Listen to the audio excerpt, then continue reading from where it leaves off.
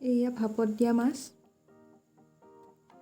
এই ৰেচিপিটো বনাবলৈ লৈছোঁ বিলাহী, আদা, নহৰু, জলকীয়া, ধনিয়া মিহিকৈ কাটি লৈছোঁ।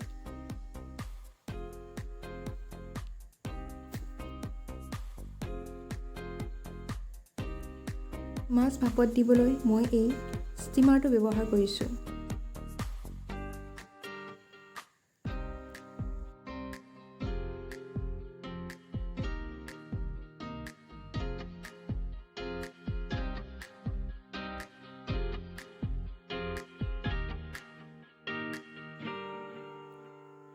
এই কলপাতকেইখন ভালদৰে ধুই লৈ সেকি লৈছোঁ। দুয়োফালে ভালদৰে সেকি লৈছোঁ যাতে মেৰিয়াবলৈ সহজ হয়।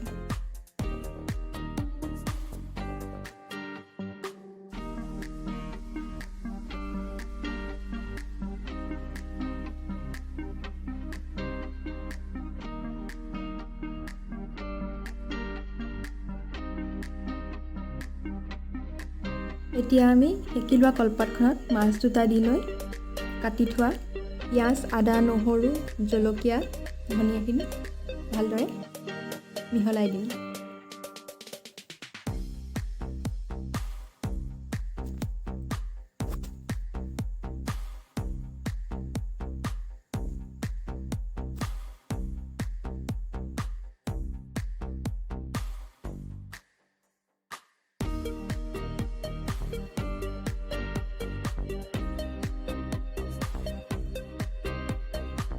অলপ নিমখ দি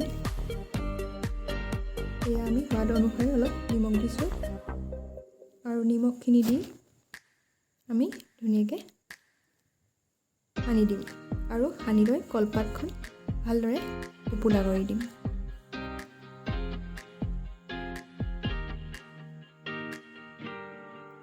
এয়া দেখিছে, এতিয়া টোপোলা কৰি লোৱা কলপাতেৰে টোপোলা কৰি লোৱা এইটো মাছৰ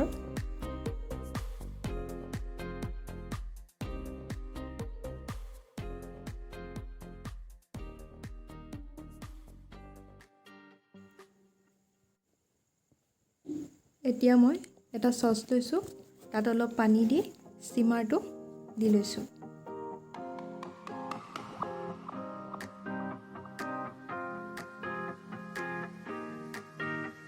ষ্টিমাৰটোত এতিয়া পাত এটাৰ ওপৰত মাছৰ টোপোলাটো দি দিছোঁ আৰু এতিয়া ঢাকনখনে ঢাকি দিছোঁ। এতিয়া আমি 10 মিনিটমান সিজিবলৈ দিম। এতিয়া ভাপত মাছখিনি সিজি হৈ গ'ল। এতিয়া আমি খুলি চাম মাছখিনি কেনেকুৱা হৈছে।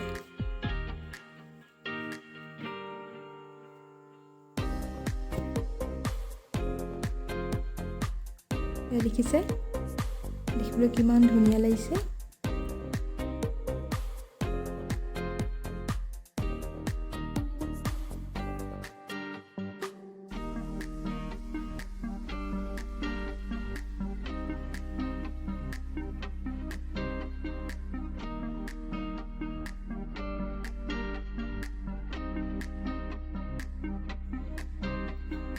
এই চাওক মাছকেইটা ইমান ধুনীয়াকৈ সিজিছে। দেখিছে কিমান ধুনীয়াকৈ সিজিছে মাছকেইটা।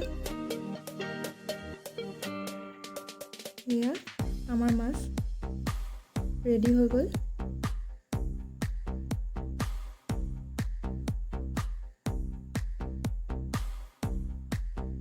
এই ভাতৰ লগত খাবলৈ আমি বগৰী আচাৰ, কঁঠাল, তিয়ঁহ আৰু এয়া ভাপত দিয়া মাছ।